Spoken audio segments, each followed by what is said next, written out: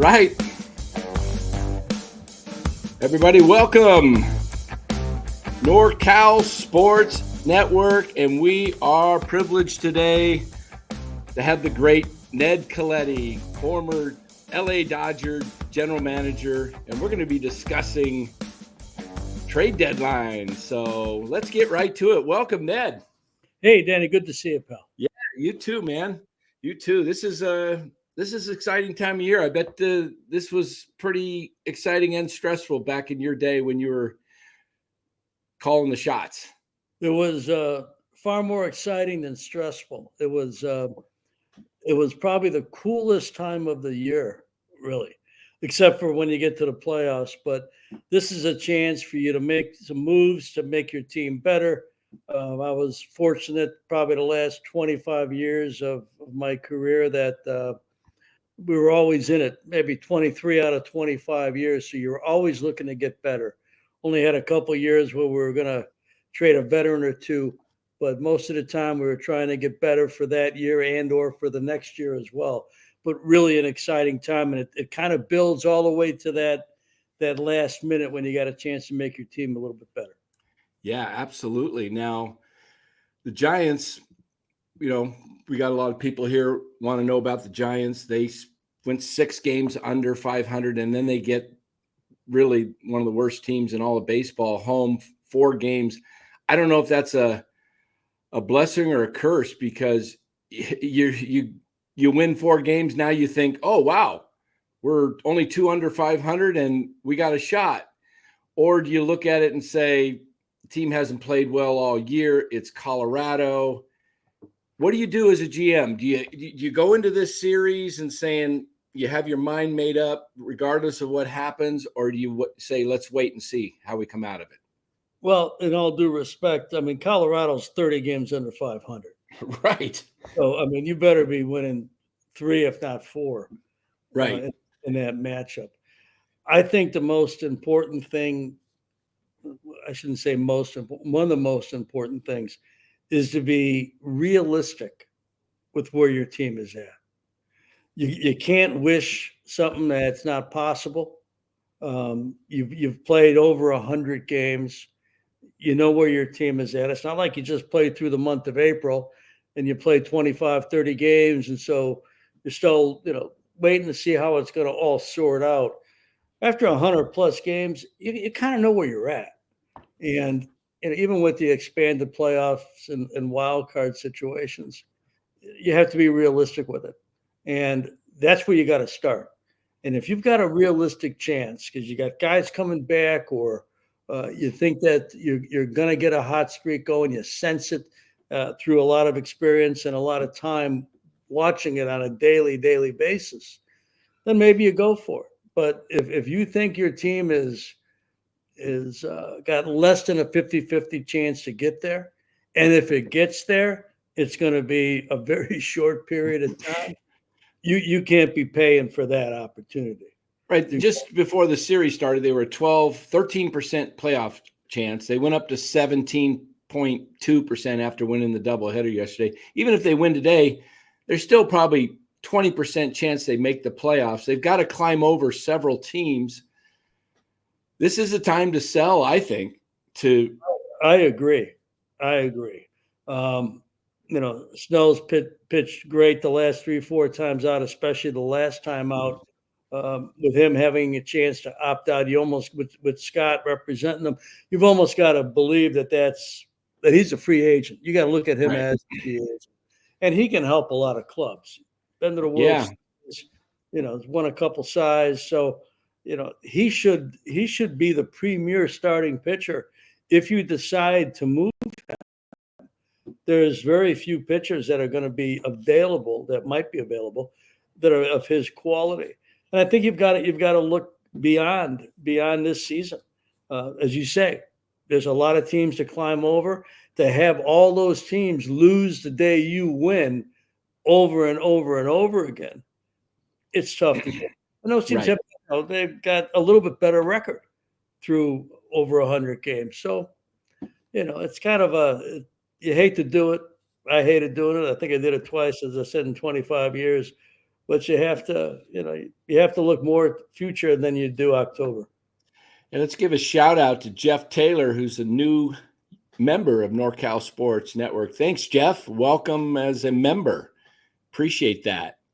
And yeah, so what I want to ask you, and a lot of people have been talking about when we get you on, what's it like this time of year with trades? Are you calling somebody, hounding them, or are you just calling once and then you have a chat? Maybe you've chatted in the winter meetings and now you're getting closer to the deadline and you bring that back up, or how is it? I mean, is it constant calling, or you just is there back and forth? Hey, come on, you said you were going to do this and now you're pulling back. Is there any of that kind of Well, stuff? you don't that and that part of the comment never happens. You said you were going to do it. I mean, you're either doing it or you're not. Right. Um, a lot of it is groundwork that has been laid, either like you say, winter meetings all the way up until the end of July, or in the last few weeks. When you get to the All-Star break, when you come out of that break, typically people start checking in a little bit more. But it's your responsibility, I feel, to know where everybody's at throughout the course of the season and place calls. And like any other business, you're going to get along better with some than others. You're going to understand everybody, though. You're going to understand how they think.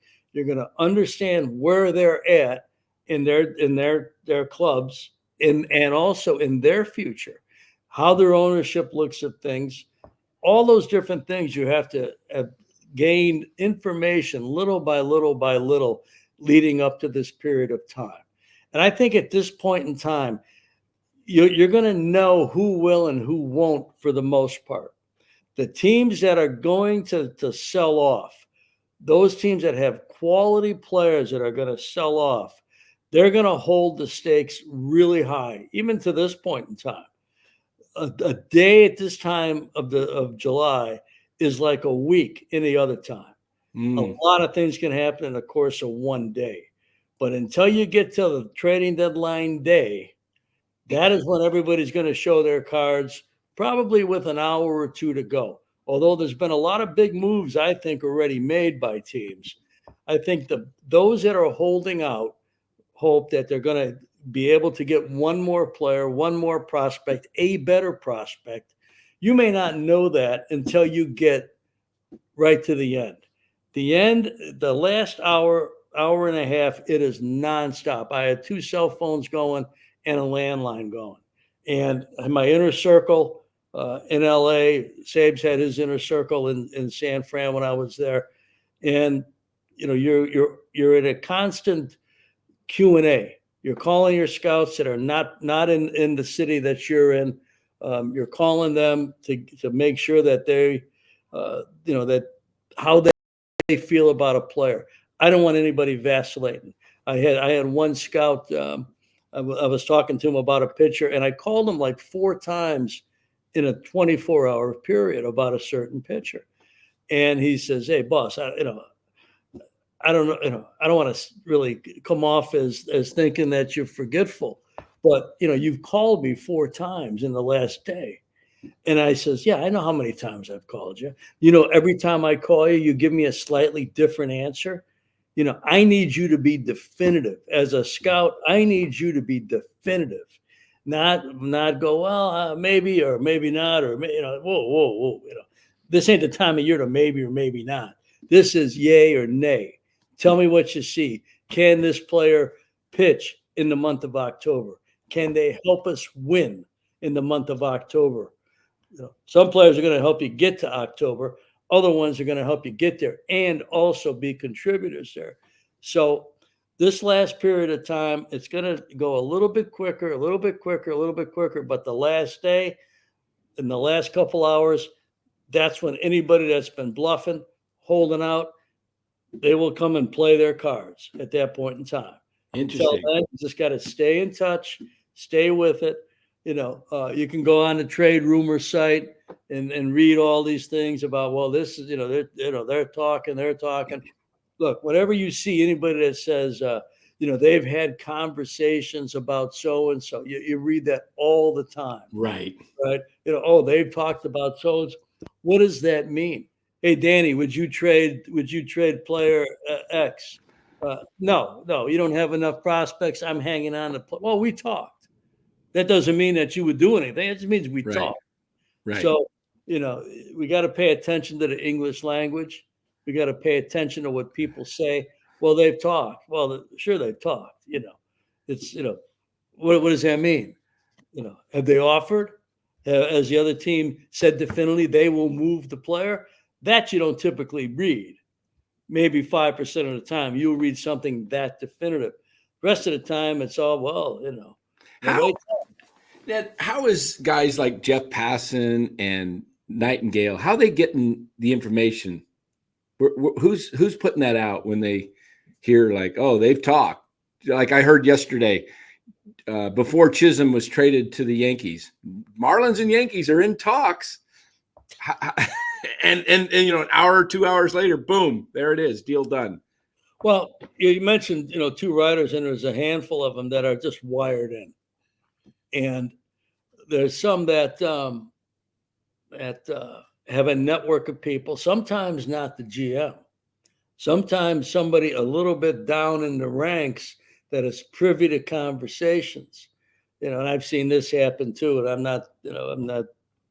not naming names or anything like that. But sometimes somebody down the list, to feather their own nest, as they say, will give out some information to help them maybe get a GM job down the road. Some of that happens. That's why our inner circles, my Giant days and my LA days, we were a very tight knit group. Part of the rule was you want to be in the room, nothing gets out of this room. And so sometimes, though, things do get out. And there were times, and I admit to doing this. There were a few writers, not really a few, a couple, that I really, really had great relationships with, and I trusted implicitly.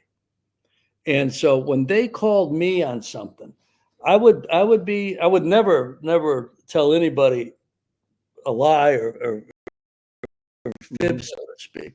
I sometimes say, look, I can't get into that. You're going to have to, do more homework or get a little bit deeper from somebody else. Not going to be me. But there were a couple writers that I trusted implicitly. In fact, I just talked to one of them the other day. We always talked at this time of the year. I mean, we talked all year long, but we really talked a lot, sometimes 3 or 4 times a day during this time of the year. And I would tell them, I'd say, look, you want information? I'll give you some information. I'm not going to give you information on my club, but I'll give you some information on somebody else.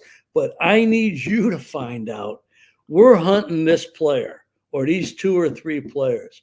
We're hunting these guys.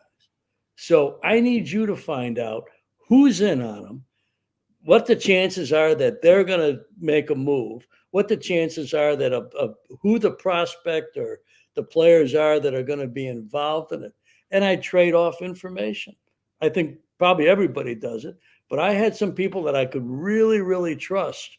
And, I tell them, hey, I'll get you what you need, but I need something in return. And so, I'm sure that goes on this day, but you can't do that with everybody. You do it with people you've got long-standing friendships with and relationships, and people you really trust that they're not going to violate the confidence, that they're going to be honest with what they bring back, and they trust you to be honest with what you're coming forward with. So that would happen once in a while. That's how you get some. Yeah. But if you read, all the trade rumors and all those things, if anybody ever kept track of all of that, Gosh, yeah. and, I've had and saw the percentage of what actually happened, it might be 5 or 10%. yeah, I've had so many people email me, friends that email me these trade rumors. I told them, I don't even read them anymore because they're not, none of them come true. So I don't waste my time on them. People, we play on this show, we create trades, but they're just, what we think would be a good trade. Doesn't mean it's going to happen. Now there's 30 GMs out there. When in your day, is there guys that you feel like, man, I better go after this guy because I know he's going to go after him, and I got to be maybe a little bit more aggressive? Well, a little bit, but it's.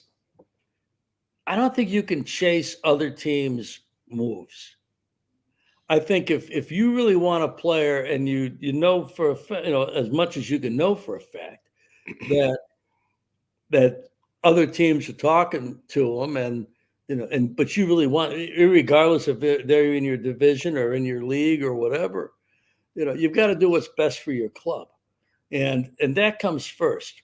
To make reactionary moves because somebody else made a deal or somebody else is talking to a team, so I'm going to get involved because somebody else is going to do it. You can't do that. You can't chase that.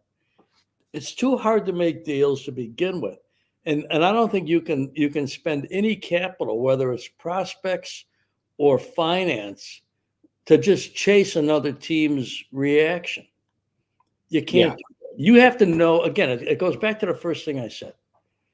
You got to be honest with where your team is at and who can help your team, who can truly help your team, whether it's for the next 2 or 3 months or whether it's for the next 2 or 3 months and another season or two. You got to be honest with yourself. If you have visions of grandeur that are impossible, you're not doing your due diligence. You're not really doing your organization any favors. Right. You got Absolutely. to go with Well, that. It means you can't chase either. got a couple comments here. Cap says Ned Colletti is awesome. Yes, he is. We love having him on the show. Thanks, Cap. Now, here's a question, or not a question, I guess, imploring. Ned, come back to the Giants. We need a Pobo. Let's go. Ned, George. I know the Giants, you can't comment too much on the Giants have a president of baseball operations, but in a hypothetical world, if the Giants came calling and said they wanted to change directions and they said, Ned, would you be interested? Would you consider? Danny, I'm not going there. Okay. So somebody else that I respect. I know. Yeah. Farhan's got a job and you're not going to say, Yeah, I'm not. I don't play that. I don't play that. I understand. But So, I love the Giants. I love San Francisco, and some of my greatest days of my career were spent there. So a lot of good friendships, a lot of good relationships. But I get it. I know it's just, but just people want to know, and we'll throw that out there. But so the Giants are right now, they're winning 3-2 in the bottom of the sixth. So got 3 more bats for the Rockies to try and win, see what happens today. But as you said, you've got to really have made up your mind going into this series what you're going to do. The situation we talked about with Blake Snell, they've got Blake Snell that's probably the number 1 pitcher on the market that teams want for a World Series run. Then you have some other guys that could opt out, like a Matt Chapman, who's, he's a very, very solid veteran player. I think he's better fit with other teams that have a stacked lineup than like the Giants. He's their cleanup guy, and he's only got like 45, 46 RBIs at this point of the year.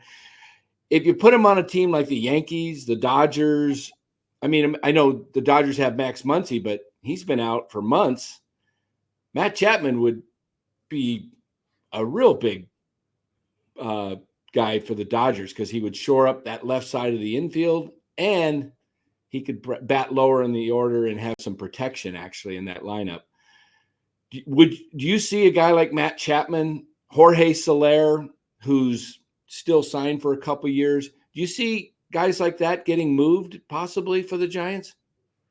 Well, I think Soler would be tough to move because of what he's owed. That would be a tough one, I think, for another team to take on without getting some relief financially. Chapman, a little bit of a different, I agree, in a different type of lineup where he's not one of your key offensive players, where there's, whatever he does offensively is almost a bonus, not like a necessity. Yeah, I think that there would certainly be interest in him. Um, do they want to take the chance? I mean, I guess you could certainly query him and his representatives to see what they're thinking about staying and things like that. He's kind of, for me, he's kind of in the middle of it. Snell, I think that knowing Scott Boras, know, especially if Blake continues to pitch the way he's pitched the last 4 or 5 times out, he ain't hanging for 1 year. He gets a chance to go get 4 or 5 years, he's leaving. Right. That could, with the right organization, that could help you a lot in the next few years with the players you could get back. Yeah. Remembering something that the great Jimmy Leland, who just went into the Hall of Fame a few days ago, used to say all the time, prospects, what they are, no matter how good they are. Yeah. They're minor league players. Yeah. Okay. So you got to be careful with that. You've got to really know as best you can, and nobody knows the players like the organization that they're with.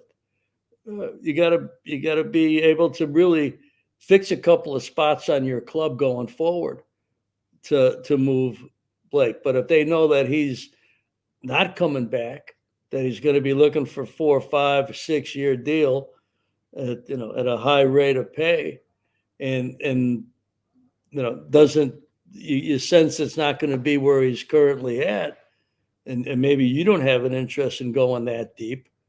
You probably got to make that move, because that's with the right organization on the other side of it. See, I mean, there's a lot of different things people got to think about that fans don't necessarily have to think about. You got to find the right organization that's got some players that you are definitive on that can really help your club going forward. Then you got to make that move. You get a phone call that you can't hang up from. You got to take that chance.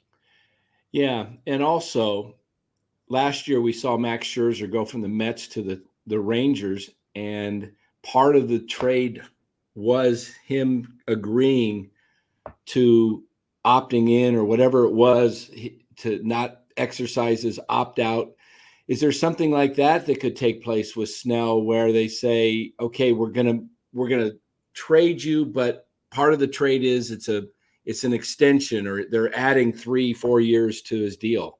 Yeah, but again, you got to take everything into consideration. And I don't know Blake at all. I know Scott pretty well. You almost on the other side of this. See, I mean, the general manager is sitting or the president of baseball ops is sitting in the middle of the wheel, and all the spokes coming into the middle of the wheel, he's got to do business with. So, as you think about doing that, and a team says, "Well, do you think he would do an extension?" You're going to have to almost know what they're thinking on the other side, and Scott's probably the best there is. So, is he going to take less to make a deal? I don't think so. He typically, unless the player tells him otherwise, he typically walks his guys into free agency, especially when their second half has been strong, especially when you got, a couple of big trophies, in the house. So Yeah. I think that really complicates it. I think a team that is interested in him is going to be interested in the next 2 to 3 months. Okay. Who could you see if you were putting on your crystal ball? Who would you see? Is it someone with big bucks like the Yankees or the Padres that are Preller willing to take that deal, or is it somebody like the Mets who are competing this year, Baltimore? Anybody in mind you think that would make that move? Well, it's going to have to be somebody with a rich farm system. You're going to have to fill your need. teams aren't in business to help other teams. If you have a quality player or pitcher this time of year that you're gonna try and move, you got to think about your own organization. So where are you going to find the prospects? Who's got the prospect capital? Who's in need? You watch every team. Your scouts are watching every contender. Besides every team that may be trading assets to know where they're at. Maybe there's a really good team that their starting pitching is starting to fray a little bit. Their best guys are starting to show a little bit of wear and tear, and they've got a great farm system. Boom, that's who you're calling. That's who you're calling. And that's where you got to start. You can't just, I don't think you can just move him to move him. I think if nobody wants to offer you what you think is the fair value for him, then you hold and you make them pay the price of not having them. Right. Exactly. But you gotta make sure that if you're gonna move him, that you're helping your team in 25 and beyond. He's that type of talent. Yeah, absolutely. Now the Giants Rockies game going on, Matt Chapman just came through with a clutch, bases loaded, 2-out single, maybe upping his value a little bit here at the trade deadline, coming through as he in the clutch, which he struggled this year with runners in scoring position, and the Rockies just proved why they are 30 games below 500. First and second, 2-out, ground ball to McMahon at third base. He charges the ball and runs into instead of throwing to first, he tags the runner on second, and the ball pops out of his mitt. And then the bases are loaded. The next pitch, Chapman base hit. So the Rockies, bad things seem to happen to lousy teams, don't they? Yeah, you are who you are. Yeah. So now, when you're making a trade, do you have to get, like you mentioned, Scott Boras? Is he involved knowing that the trade is going down, or you just notify him afterwards? Well, if a player doesn't have a no trade clause, I didn't think it was my business to tell an agent what I was thinking. Right. So they'll hear it from the player, they'll read about it, whatever. If it's a no trade, no movement clause, yeah, then of course they're going to be in the middle of it. Yeah. But without that clause, I wasn't going to, again, I got to think about the organization. Right. In the free agent market, the agent's not thinking about the organization. He's thinking about his client. The GM, quote, the client's the team, the organization, the ownership. So that's what you worry about. No trade, totally different deal. Then you got to bring people up to date. You're going to have to get their approval, their blessing to it. And the agents can play a big role in that and knowing what they know. Yeah. Now, not putting you in a position to name a player that maybe this has never come out, but that's already known information. What's the best trade that was never made? Sometimes they say the best trades are the trades you never make. Is there a trade that you had somebody that was ready to be dealt and then something happened where it didn't, fell through, whatever, and then you were afterwards like, wow, glad we didn't move that guy? I can't think of one. I can't think of one on that end. I can think of deals that I had hoped to make that got stopped on the 1 yard line one time by ownership with Cleveland. CC Sabathia, when he got traded from Cleveland to Milwaukee, we were right in it. The fact that it fell apart in San Francisco. We were playing the Giants that weekend. Mm. And, that would have probably changed our fortunes. This was a long time ago now. But, that's one that got away a little bit, wasn't allowed to do it, financial reasons. So, but that's the owner's prerogative. They have the right to tell you not doing it. Yeah. Gilbert Gamboa asks, did you ever negotiate directly with owners like George Steinbrenner? No. I mean, I always you negotiate with the person you work for. That's almost, every time you have anything of massive financial consequence or prospect consequence, whether, you're always they're always up to date. They always know what you're thinking and why you're thinking it and what it's going to cost in either prospect capital or finance. Um, the only and this it wasn't an owner, but I got a call one time from Nolan Ryan, who wanted me to take this player wanted to be traded to the Dodgers late in his career, and I didn't think the pitcher had much left, and Ryan called me and said, "Look, Ned, I'm telling you, you got to get this guy. I said, Ryan, Nolan, and all due respect, I don't see it.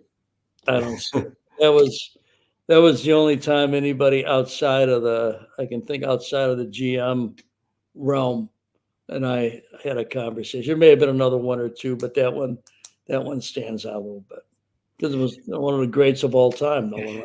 Yeah. Now, today, with today's internet age, there's sites out there, baseball trade values, and they list every value player. I play with it on the channel and stuff. Is that realistic, those values? I don't know. It's up to whoever's reading it, who's ever has to make the decision. To put values on players is obviously something people do, especially in the fantasy baseball or any sport eras. But unless you got skin in the game, unless you're really into it and you're saturated with it, not just periodically, but almost every day of the year. In fact, every day of the year, where there's rarely an hour that goes by that you're not thinking about your club or your minor league team or your coaches or your managers or whatever. You're in a constant thought process. Um, unless that's you, and unless you have something to gain, something to lose, it's easy to do anything. You got skin in the game, totally different. And I don't look at the sites you're referring to, and I'm sure that there's a lot of intellect and a lot of different things that go into it. But there's a lot that goes in to running a baseball operation, far more than people understand, unless they've done it. And I don't mean on a fantasy level. I mean in real life. Right. And it's just far more complicated than it looks. And there's your mind is constantly on it, and your mind goes to a lot of different places and a lot of different people, how they're going to react to it. And talking about your own club, basically, and if they're going to help you win games, and if they're the type of player that when you get to the month of October, Cody Ross, for example, in Giant lore, that they're going to be difference makers. They're not the headline grabbing deal or waiver claim or whatever, but they turn out to be difference makers in the biggest games of the year. And every game's important, but the ones that they play in the month of October, they write history for you, one way or the other. Right. And Yes. can they do that? Whatever their internet grade is, whatever, Yeah. you Yeah. know, Exactly. and it may match up, but Well, again, the reason I asked that, because to me, Blake Snell seems like a valuable piece that would bring in to somebody who wants to win and doesn't mind even if he opts out, they will pay the price. Yet his value on one of these trade values is basically negative because of his contract. And yet you look at the eye test and it says this guy can get us a championship if, I mean, how much is that worth? oh, no doubt. But it is rare because this is, in basketball, sometimes one player can make that much difference. Right. In baseball, it's I don't know if there's ever going to be one player that does that. They're going to help you, but I don't think there's the definitive player that is going to take you from out of the playoffs to definitely into playoffs with a chance. I don't think that player is there. I don't anytime. Or you're a playoff team and this player is going to bring you the World Series. Yeah, they might, but you really don't know that. There's so many factors that go into winning baseball games. Yeah. It's If like you, when the last play of the game, somebody gives up a walk off or somebody strikes out on a slider away, and that's what everybody thinks about. In the game of baseball, there's dozens of crossroads inside the game where the game can go one way or another.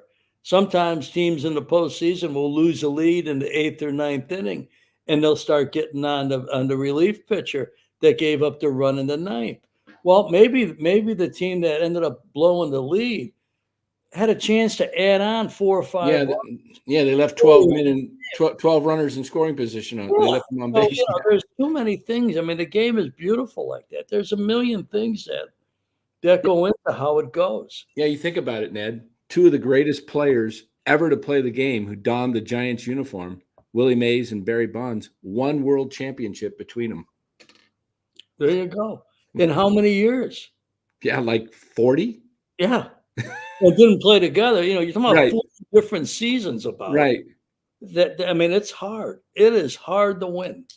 And Yeah, that's, when yeah. you look back at what the Giants did in that short period of time, it's phenomenal. I think,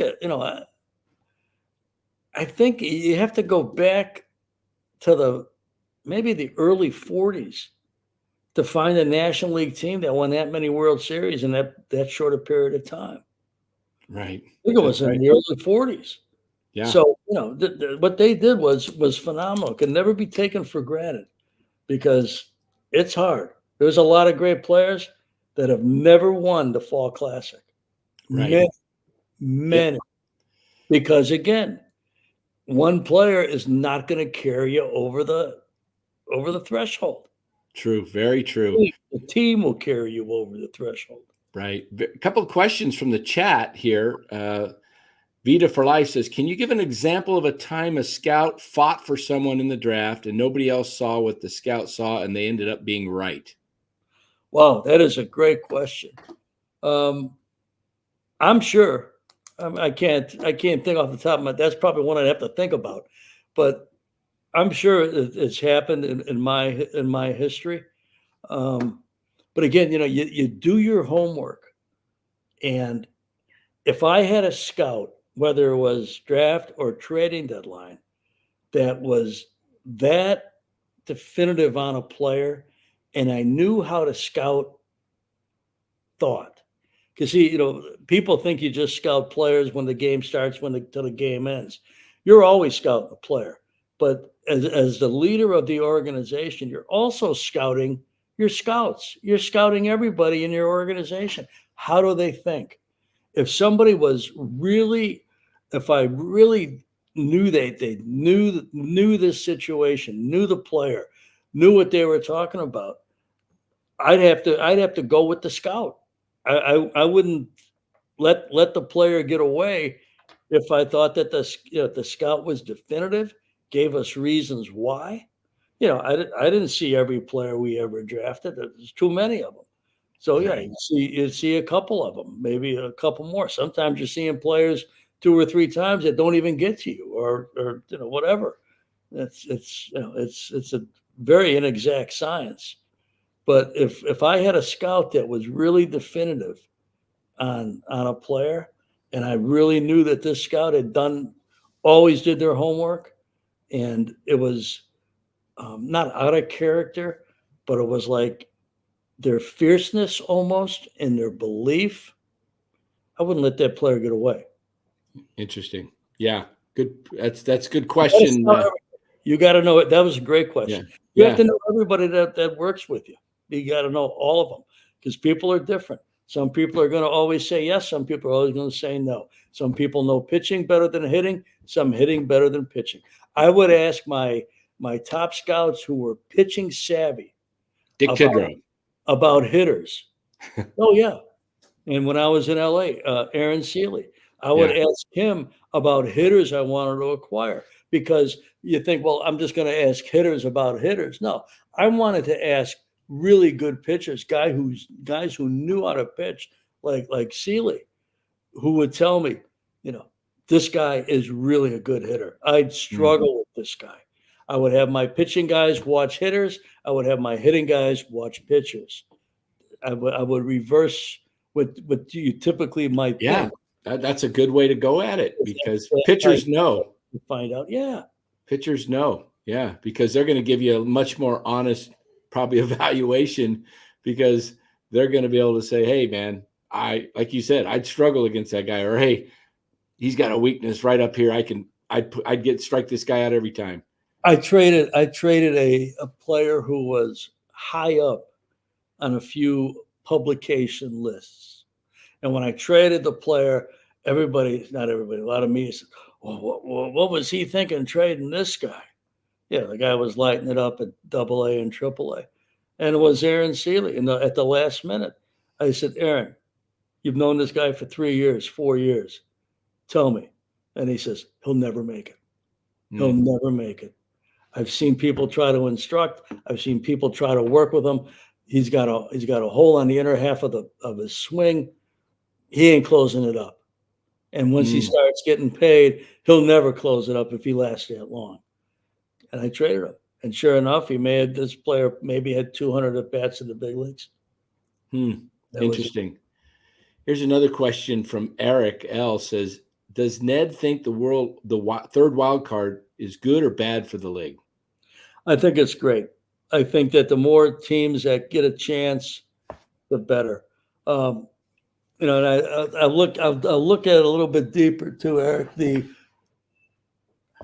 1994 World Series was lost in part because of trying to have parity in the league, and there needed to be revenue sharing. There needed to be luxury tax, no cap, but they needed to bring some parity to the league.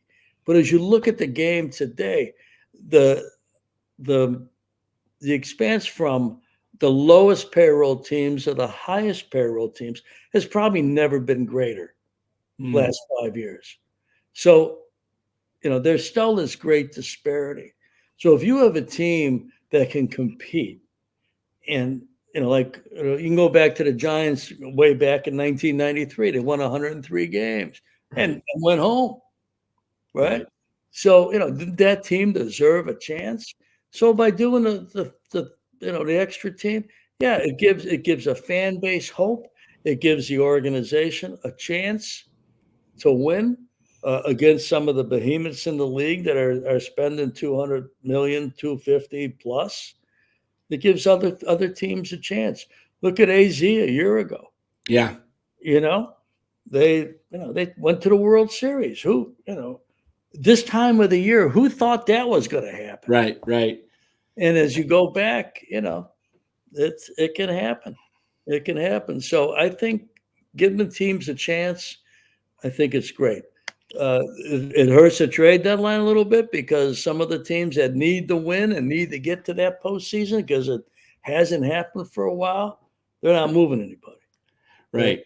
But It that's does make it can be a difficult decision because in a lot of ways you've got to look at your team, and as you said at the beginning of this, you got to know your team and know what they're capable of and what they've seen after, we played almost 110 games. You got to know where you're at because right now you have teams that are within 3-4 games of that third wild card, and it's possible they can make it, but it's also could be if you don't make it and you trade away some of your better prospects for rentals or whatever, and you just blew up, you set your organization back another 4 or 5 years. minimum. I don't think you can do that. I think you got to sit tight, and I would, when I got to July, and your team inside out, the personalities of your players, and there was always a handful of veterans who had been around for a long time, signed them or traded for them or drafted them or whatever. And they were, maybe not vocal leaders, but they had been there for a while, and so they knew the dynamic of it. And if we were like so, and we hadn't played up to our potential, if I thought there was more there that we weren't quite there for whatever reason, injury, lack of concentration, performance that was below average for a player or two, I'd have a impromptu conversation with 4 or 5 guys and say, "Hey, look, my personality. I'm gonna, give me a reason. Give me a reason to go make a move. Don't make me vacillate on it, because if we're like this, this is the group. The cavalry's not coming through the door. This is the group. Give me a reason."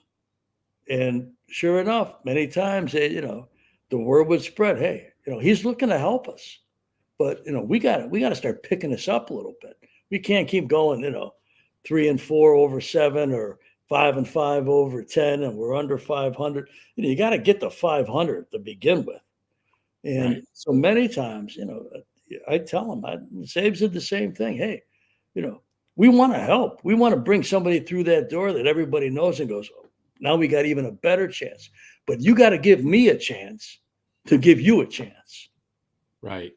So you you put it got to back. have that conversation from time to time, and you got to pick the right guys. You got to know your team, and you got to know where your leaders are at, and you got to know who understands it.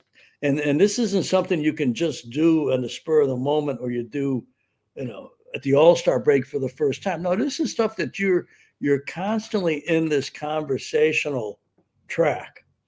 You're constantly learning about them. They're learning about you. So they understand it. They're just kind of looking for affirmation at the end, because everybody kind of communicates in a way that people know where you're at, and you know where they're at. Sometimes that's very helpful. Yeah, I But could if see you got that. the right guys in the room, that it's very, very helpful. Yeah, I could definitely see that. And I was looking here through the chat. Somebody had another question in here for you, and I got to see if I can find it, because so many people are moving in the chat. Okay, here it is. Can you elaborate why baseball shouldn't have a cap? He says, I think it definitely should have a floor. If meaning teams like Oakland, who have no payroll, and yet they get revenue sharing, right? So yeah, I think there should be a floor too, Vita. What's your thoughts on this, Ned? Well, it's another great question. First off, anything of this nature has got to be negotiated with the union. You can't just put a cap in. Um, my guess, if owners could put a cap in, they would have did it 30 years ago. You know, they just can't do that. It's got to be collectively bargained, and that they have a luxury tax, and that they have that leads into revenue sharing is about the best it's going to do. It's one of the only sports. I've been working in hockey 6 or 7 years now, and it's one of the drastic differences when you have a hard cap like you do in the NHL Mm, versus when you just have a luxury tax. But I don't think there'll ever be a cap. I don't think that'll ever happen. Union is too strong. They're not going for it. And by virtue of that, there can't be a floor, mm, because the union's thought process, and I'm not quoting anybody here, I'm just going off of what I've read or what I've heard through the years. By instilling a floor, you almost have to have a ceiling. oh, I see. Makes sense. So, Yeah, because my thought was the floor would help the players get, but yes, it would help the lower end players, but maybe yeah, hurt the stars. yes, yes. The closest I think I've seen, and I could be incorrect on some of this, but the closest I've seen is when there were a handful of teams, not even a handful, maybe 3 or 4 teams, to your point, Danny, that were getting revenue sharing dollars and spending less on payroll than they were getting on revenue sharing. So that's the union balked at that in a heartbeat. But that's, and my recollection could be wrong. I'm not telling you I got it all wired here, but I think that that's part of the thought process on that. What do you think of a lot of the newer, younger guys are coming up and they're getting signed to, buying out their arbitration years, seeing guys like Jackson Churio and some others. He just came to my head right now, but several players, the Braves did it quite a bit with Acuna and Albies and Riley. And how do you feel about that? Do you think that's, as a GM, is that would you prefer to have a lot of your younger guys sign for years, or would you rather see them prove it? Well, usually, like most of my answers, Danny, there's more to it than meets the eye. You have to be, yeah, sure. In theory, you'd want to do it with all your young players, but you have to know what is the security going to do for this player. Some players will play relentlessly for $1. Okay.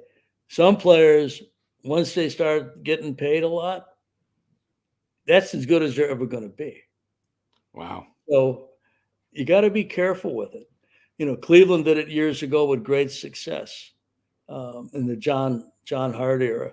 And Alex in Atlanta has done it very well. You have to know who you're signing, not just the talent, but really what it's going to do. That's why a lot of times when you see a player sign a free agent contract, for 6, 7, 8, 9 years, 10 years, and the money in the 30 million a year range plus, they're never better. Yeah. How many times have you seen a free agent whose best years come after the deal? I've seen one that I know of that comes to my mind. Okay. How many free agents have you seen? Quite a few. Okay. Yeah. I think maybe the best signing that has ever been done in baseball, one of them had to be Barry Bonds in 93. Oh, yeah. 40, what, 3 million for 7 years, and everybody was screaming. You won't have anybody better than that one. You're right. But that doesn't always happen. Right. Yeah. So, very rare. But it's funny, as I look back on it, the most, not all, but most free agent deals, you're paying for what's happened more than you're going to pay for what's going to happen. Right. And that's why in every GM's tombstone there's a list of guys that we're so happy they signed this player, and then 2 years later, what was the GM thinking when they signed this player? Yeah. Didn't Willie Mays, didn't he only have 1-year contracts for almost his entire career? I don't know. It's a possibility. Because you look back at the back of a baseball card in the 60s and 70s. Oh yeah. And you could pretty much say, oh, this guy's going to hit 305. Nowadays, guys hit 300 in the next year. I'm thinking like Jeff McNeil, for example, wins a batting title. The guy's barely above the Mendoza line for the most of the year. How does that happen? It's there's many things I look at. I love the sport, and I'm always looking at it in one way or another. The two things that I'm taken aback by are, you got so many guys hitting 230, 220, 210, 200. There used to be one guy hitting 210, 220. It was your shortstop who could flat out pick it. And so he was going to save you a bunch of runs and play in the middle of the field. But now you got teams, even really good teams, that have got 3 or 4 guys hitting, 230, 240 at the high end. Right. And the other thing is, how many guys are on the IL? Oh Yeah. my goodness. I was going to count this up and post something on it a couple of weeks ago, and I just didn't want to be agonizing over what every GM would be agonizing over, how many guys are on that list. But you Yeah. have, years, and I'm going to sound like I'm 1,000 years old now. Years ago, you had one trainer. You had one trainer for Right. 25 Now, players. now you have 3 or You 4. got more than that. You've got probably a staff of 7 Oh, or yeah, 8. you got a staff. Yeah, that's true. You You got got conditioning people. You got all kinds of people. And players, back in the day, used to sometimes get jobs in the wintertime to help support their income. There's very few that's players right. with a job in the off Yeah. season. Oh, yeah. Yeah, They're they used working to. out. They take a month off and they get to Thanksgiving and they're working out. Yeah. And they're all on, all these guys are on the IL. It's like every day you watch the bottom line on one of the networks, and a player of prominence is going on the IL. How could Oh, all these guys be hurt all the time? I don't know, and it's a hamstring constantly. More hamstrings. Ay, ay, ay. I don't know what's happening with these guys, I mean, but there's teams with 10, 15 guys on the list. yeah. At least you're starting with 26. So Yeah, you're it's going to have 15 of them at some point in time going to be on the list? it really is unbelievable. It's I'm just shocked. Like our good buddy Los, who's part of our show here, and he couldn't make it today, but he says, "Preach, Ned." We discussed this ad nauseum. 300 plus hitters and complete games by pitchers are getting more and more scarce. Yeah, Plus, complete games, forget about it. It ain't happening. yeah, It ain't happening. I think I may have mentioned this on your show or Larry's show one time. Sandy Koufax, the last 2 years of his career, and then he left the game because of elbow issues that if they had Tommy John surgery, he could have gotten a surgery probably and continued on. He threw 20, I think 27 complete games, both the next to the last year and the last year. 27. wow, There's been a few years ago, I think there were 27 in the National League. It's probably less now. The entire league had as many complete games as one guy that had a bad elbow. yeah, yeah. It's not happening. I It's not. think the game is going to be 6 innings going forward. Yeah. You know, Interesting. Yesterday, the Giants had a traditional doubleheader. And I remember the day when Wilbur Wood with the White Sox yes. pitched both games Oh of a yeah, doubleheader. oh He yeah. started he started both games. Yeah. I'll And tell you, and I'll leave the players out of it. Um, so Sandy comes in to talk to the Dodgers in spring trading. I had him come in and address the club, and I was sitting between two pitchers, really smart guys. I mean, like students of the game, knew how to pitch, had great stuff, had really above average careers. And Joe, or I can't remember if Joe was addressing the team, Tory, or it was Donnie Mattingly, was going to introduce Sandy. And they start reading off how many innings he pitched in a year and how many strikeouts he had in a year. And these two guys, I'm sitting between them, they look at each other and they go, what did he say? That can't be right. And they're looking at me. He goes, what's he reading? And I said, no, that's accurate. about Over 300, 380. yeah, over 300 innings, over 300 strikeouts. And you're not talking about guys that couldn't hit at that point in time. You're talking about some of the greatest Hall of Famers of all time they were pitching against. Yeah. Well, you weren't pitching against this era of 210, 220, 230. No, you were pitching against, the Aarons, the Mazes, the McCoveys, the Ernie Bankses, Billy Williams, on and on, like Clemente. Just, some of the greats of the game. Well, But it, that's let, different. let's close with this question. What, in your opinion, and it's just strictly your opinion, the best decade of baseball? Oh, I don't know. I don't know that I could pinpoint. There's been in my lifetime, there's been many. And I think When I look back at the players I saw as a kid and that I saw as a young baseball executive, you know, there were many guys that were Hall of Fame caliber. I'm talking in the '60s and the '70s.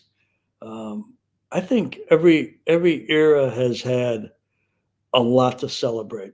Every decade has had a lot to celebrate. I don't know that I could pick one. The game today with the pitch clock has been much improved. But again, you got 220, 210, like we just said. No complete games. The hit and run taken out of the game, stolen bases coming back a little bit. That this era right here, right now, might be the one that sometimes I think could be better, more exciting. Could be different, but it's not. So you live with it. You watch it. You love it anyway. Yeah, yeah. I mean, for me, growing up, I started watching ball in the late '60s, so the '70s were and the '80s, early '80s were very memorable to me. Just I mean, I remember the Jackrabbits of the St. Louis Cardinals. Oh yeah, just stealing with Whitey Herzog that team, and Ozzie Smith, Willie McGee, and they had Tommy Herr, the second baseman. Yes, and had hardly any home runs. Yeah. It was just amazing to watch. And even though I couldn't stand that team because they used to beat the Giants pretty good back in that day, but it was fun baseball. And you had Mel Allen doing baseball This Week in Baseball every Saturday morning. I'd wake up with that, and that was all we got to see. We didn't get to see all the games. No. So it meant so much more. You get to see these highlights. And I was telling people in the chat last night, I just grew up on the Sporting Green. It was like I knew every stat of every player because I just took time to just read that stuff and just remembered watching all these different teams and collecting all the baseball cards. And it was just fun. But I didn't use the cards and put them away as mint condition. I didn't think about it being an investment. I was reading them and looking at them, and at the same time. Yep. Yeah. Well, Giants are in the bottom of the eighth, leading 5-3. The Rockies just left bases loaded in the top of the eighth. So we'll let you guys get back to the last inning of the game, see if the Giants get a 4-game sweep. I want to thank Ned today for joining us, and it's always great to have you, Ned. People love having you on the show, love to get your knowledge of the game and hear you just talk baseball. It's great to have you. Thank you so much. You're welcome, Danny, and thanks for everybody listening in tonight and for the questions. Great questions. Yeah, so guys, we'll be back at 4:30.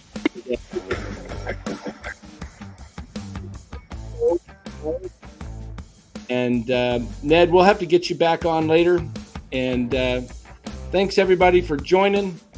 We will see you back here at 4:30. Giants Rockies post-game show. 4:30 today. Take care, everybody.